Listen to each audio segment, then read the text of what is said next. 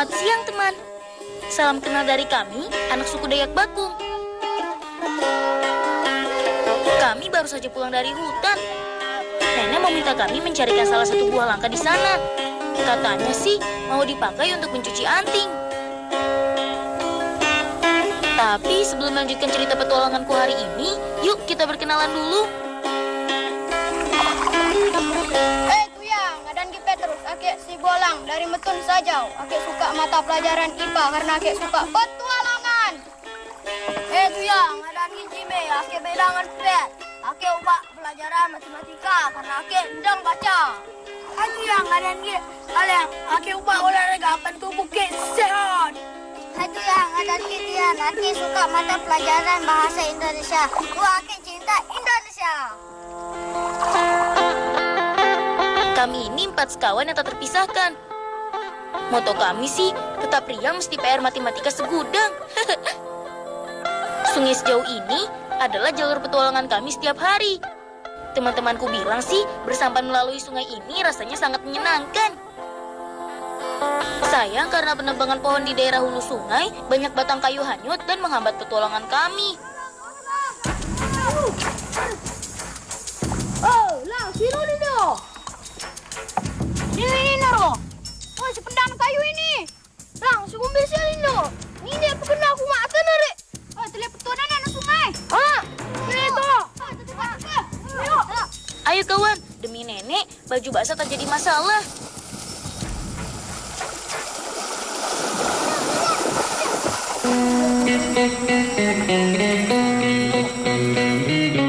Nenekku adalah generasi ke-13 wanita asli suku Dayak Bakung. Sesuai dengan adat dan kepercayaan mereka, memasaknya anting-anting di telinga adalah bagian dari tradisi yang wajib dimiliki oleh seluruh wanita pada masa itu. Nenek bilang, anting-anting ini adalah tanda atau simbol identitas yang membedakan kelompok mereka dengan kelompok yang lain. Selain itu, bahan yang digunakan juga menjadi tanda kasta atau tingkatan sosial.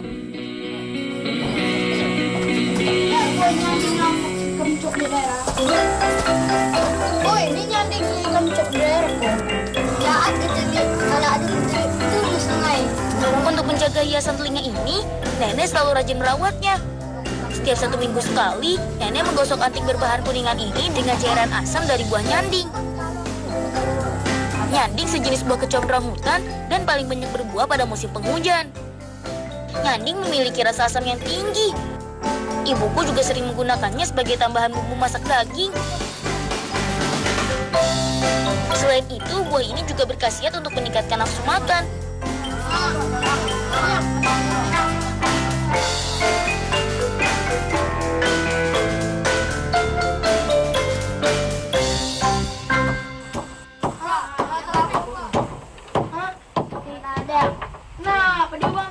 Nah, sudah halus nih. Nenekku bilang, sejak umur 10 tahun, nenek sudah memakai banyak anting. Kami menyebutnya belaung.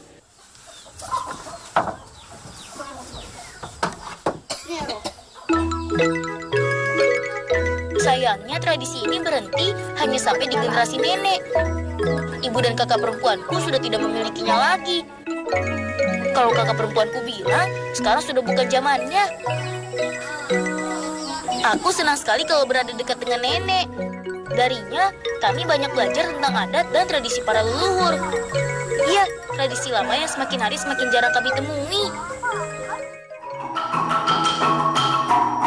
Teman, kami adalah masyarakat suku Dayak Bakung yang tinggal di Desa Metun Sajau, Kecamatan Tanjung Palas Timur, Kabupaten Bulungan, Kalimantan Utara. Adat dan sisa peninggalan budaya para leluhur masih terjaga rapi di sini. Itu sebabnya pemerintah kabupaten menetapkan desa kami ini sebagai salah satu desa wisata yang layak dikunjungi.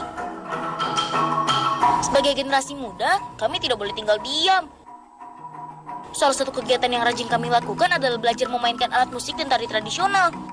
Namanya tari bunga bakung. Tari tradisional Dayak ini biasa dimainkan saat menyambut tamu dan merayakan pesta adat. Gerakan yang lincah menjadi simbol kegembiraan dan rasa bersyukur yang tinggi. Kalau alat musik yang aku mainkan ini namanya jatung utang. Atau biasa juga disebut kulintang. Biarpun terlihat susah, tapi kalau rajin belajar pasti bisa deh. Gimana? Teman di rumah bisa menari tari tradisional juga kan?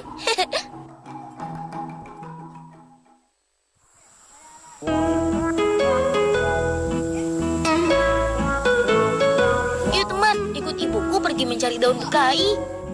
Daun bekai adalah salah satu jenis daun bumbu dalam menu istimewa masakan orang Dayak.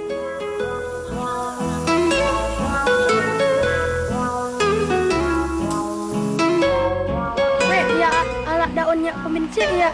Lala. Nah, tepat tak apa nak? Kuat tepat nak teh. Ini dia teman, daun bekai yang kami cari. Tidak susah memang mencarinya. Biasanya tanaman ini banyak tumbuh merambat di dalam hutan dengan lingkungan pepohonan yang rindang. Oh iya, daun bekai juga berkhasiat untuk membuat awet muda loh.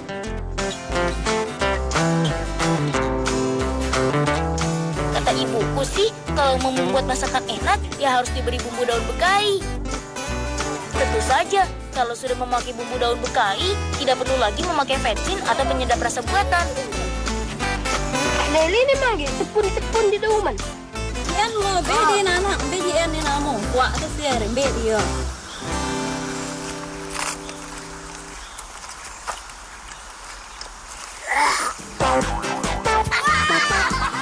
Tuh kan, kawanku yang satu ini memang paling berulah. Ada-ada saja si Jimmy.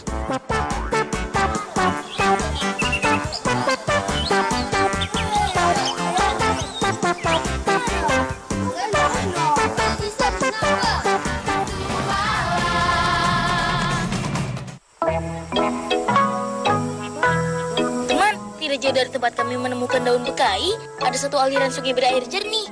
Namanya Sungai Pungit. Sungai ini mengalir sepanjang tahun dengan lingkungan yang tetap terjaga keasriannya. Sayangnya, sungai ini berada jauh dari kampung. Kami memerlukan 3-4 jam jalan kaki. Nah, kawan ada daun bekai. Ini buat gini nah. Daun bekai. Yang besar ya. Oh iya teman, sebelum diolah menjadi bumbu masakan, daun bekai harus dibersihkan terlebih dahulu. Buat apa? Buat. Setelah semua kotoran hilang, daun bekai kemudian ditumbuk dan selanjutnya dijemur sampai kering. Dalam keadaan kering, bumbu daun ini bisa bertahan sampai 2 tahun lebih. Momong ini sih apa buat lah. Nah, dan kaki. Jangan kak.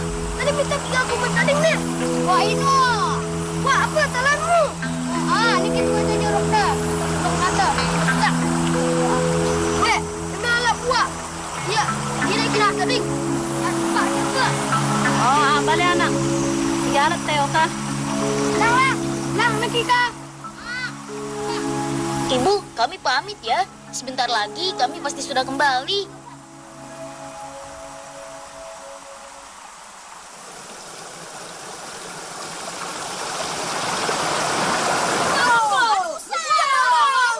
Ini dia teman, buah segar yang Jimmy butuhkan sekarang. Lagian Jimmy ada-ada saja deh. Daun mentah kok malahan dimakan.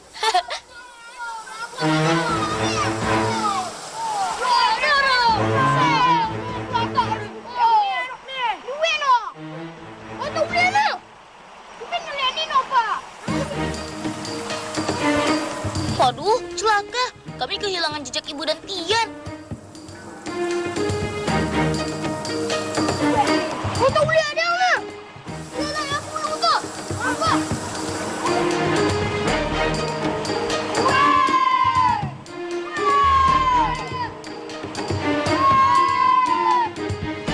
Sudah kami cari di beberapa tempat, tapi belum ada satu petunjuk pun kami dapatkan. Padahal sekarang kami berada jauh dari kampung. Aku tidak mau terjadi hal buruk pada ibu dan kawan baikku.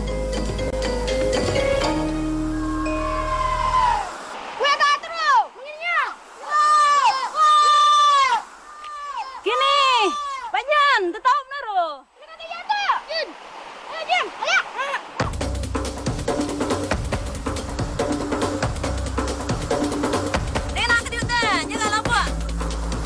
Ayo kawan, kita tidak boleh cepat putus asa.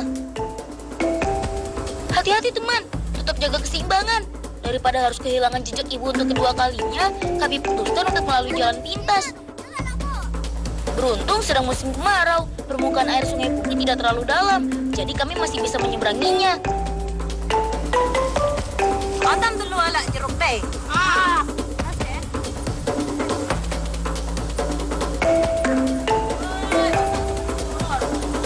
Syukurlah, biarpun badan basah kuyup, tapi aku senang. Kami bisa bersama dengan Tian dan ibuku lagi.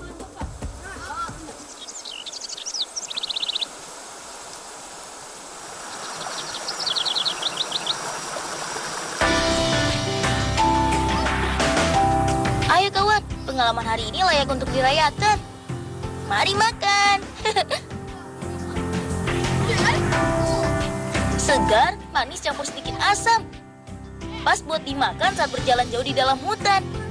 Kami menyebutnya buah bunyong. Salah satu jenis buah jeruk berukuran jumbo ini mengandung banyak vitamin C. Ibu guruku bilang, vitamin C sangat baik untuk daya tahan dan kekebalan tubuh. Tentu saja sangat cocok untuk anak-anak pecinta tantangan seperti kami ini. Gimana? Teman di rumah pengen coba? Ayo ngaku, jangan malu-malu. Kumen jam 3 alam gak pak ko no? Tiga segano, megano. Teman, hutan kami menyediakan apa yang kami perlukan. Ada makanan di kala lapar dan ada obat di kala sakit. Itu sebabnya kakekku bilang kami harus menjaga hutan. Asalkan kita baik dengan alam, alam juga akan baik dengan kita. Ingat kawan, rajin pangkal pandai, kebersihan pangkal kesehatan. Weh, kita make kendok ni oh. Masa nak make ni roh? Oh, boleh. 3 alam teh oka.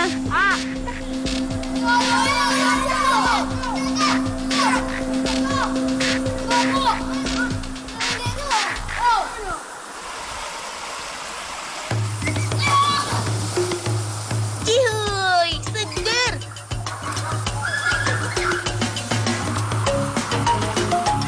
Teman, Sungai Pungit memiliki beberapa genangan air berukuran besar. Kalau orang Dayak bilang lendeng. Genangan yang membentuk danau kecil seperti ini biasanya menjadi tempat minum hewan liar di hutan. Itu sebabnya ibu selalu melarang kami pergi ke hutan jika tidak bersama dengan orang dewasa.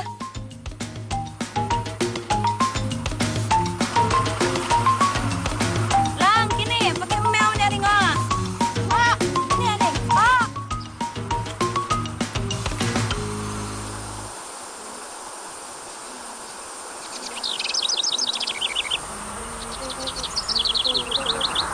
Tenang ulo kon telu ka, mama tenang ulo. Asik-asik, segar-segar. Teman, jika buah berukuran jumbo tadi berkhasiat untuk menyegarkan mulut sekaligus membuat perut kenyang, buah jeruk yang ini berbeda. Buah jeruk nipis seperti ini biasa kami pakai untuk mencuci rambut. Selain karena memiliki aroma yang segar, cairan buah ini juga dapat membuat kulit kepala bersih dan rambut tidak berminyak. Ibu bilang, kalau kulit kepala bersih, kutu dan ketombe pun pergi. Tuh kan teman, si Jimmy mulai berulah. Dia memang paling pandai membuat kami tertawa geli.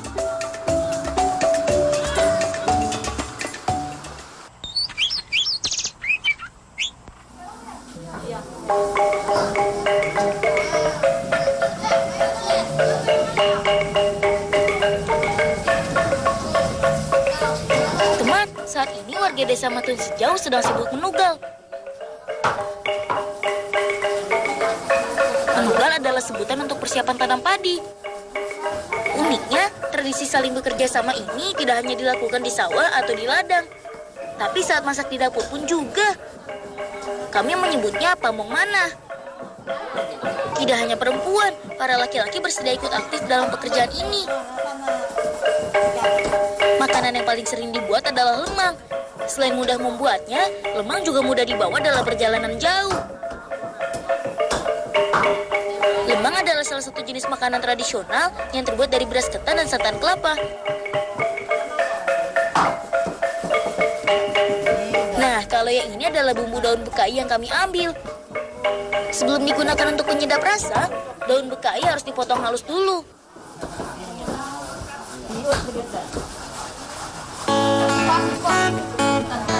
Selanjutnya tinggal dimasak bersama dengan kuah dan daging. Kalau yang ini adalah lemang yang sudah hampir matang. Jika dibakar dengan bara api yang besar, tidak perlu waktu lama untuk menunggunya matang. Antara 1 sampai 1,5 jam saja. Semangat lang, ayo. Masak lemang lang. Supaya tidak cepat gosong, bambu lemang harus sering diputar ya.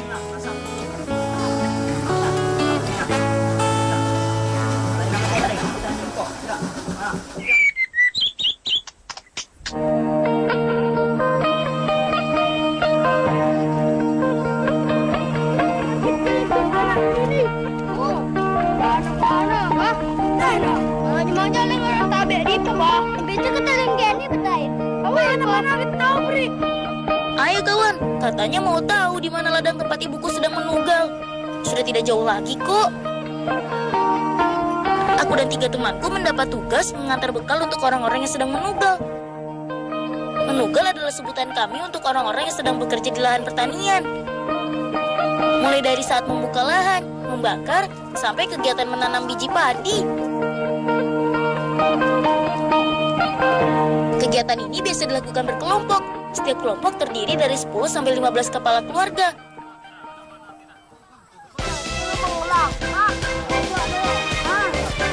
Lokasi lahan yang digarap berpindah antara pemilik satu dan yang lain dalam satu kelompok. Jadi tidak heran saat musim menugal tiba, biasanya semua warga sudah menyediakan waktu setidaknya 1 bulan untuk menyelesaikan kegiatan ini. Sepertinya kami datang pada saat yang tepat. Menjelang istirahat makan siang, biasanya disajikan juga makanan ringan, seperti lemang ini misalnya. Kebetulan lemangnya masih hangat, jadi aku yakin Bapak dan Ibu yang sedang bekerja pasti suka.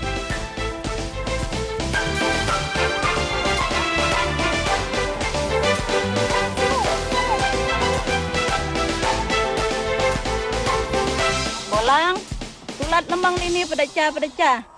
Teh mau adakah?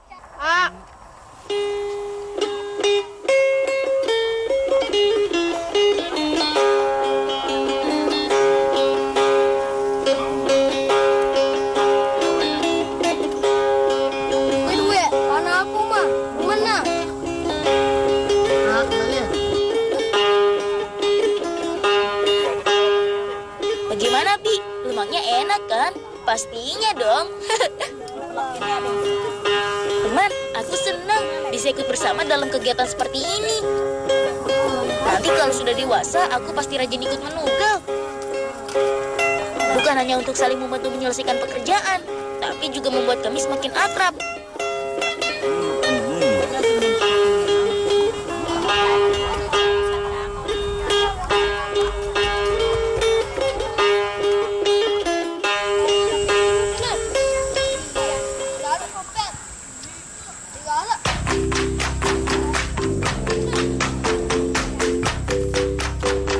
Cara bertani dengan memanfaatkan lahan kering sudah dilakukan sejak lama. Bahkan kakek dan nenek buyut kami sudah melakukan kegiatan seperti ini. Jenis padi yang ditanam adalah jenis padi mukdung. Sejenis padi yang bisa tahan dan tetap tumbuh meskipun di lokasi dengan sedikit air. Satu orang pemilik biasanya memiliki luas lahan 2-3 hektar. Sebelum ditanam, lahan harus dibakar terlebih dahulu. Selain mempercepat proses pembukaan lahan, abu dari sisa pembakaran bisa membuat tanah semakin subur. Setelah dibakar, diperlukan waktu 2-3 hari sampai api betul-betul mati, baru dilakukan kegiatan tanam seperti sekarang. Itu sebabnya juga, menugal biasanya dilakukan di penghujung musim kemarau. Tujuannya supaya lebih mudah melakukan proses pembakaran lahan, dan benih padi yang ditanam akan tumbuh bagus saat musim penghujan datang.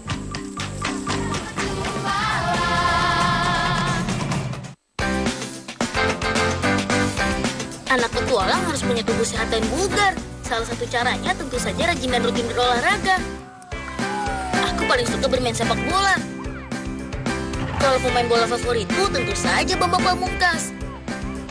Sayangnya kami tidak punya lapangan sepak bola seperti yang ada di kota besar. Tapi aku senang bermain di sini. Tempatnya luas dan tanahnya gembur. Biarpun berapa kali jatuh, tapi tetap aman. Ya, anggap saja seperti rumput yang empuk di lapangan sepak bola Old Trafford di luar negeri. Teman, sampai di sini dulu ya cerita kami. Mari tetap menjadi anak berprestasi yang membanggakan. Berbagi cinta Indonesia dari anak petualang suku Dayak Bakung, Kalimantan Utara. Salam ucap petualang, dadah!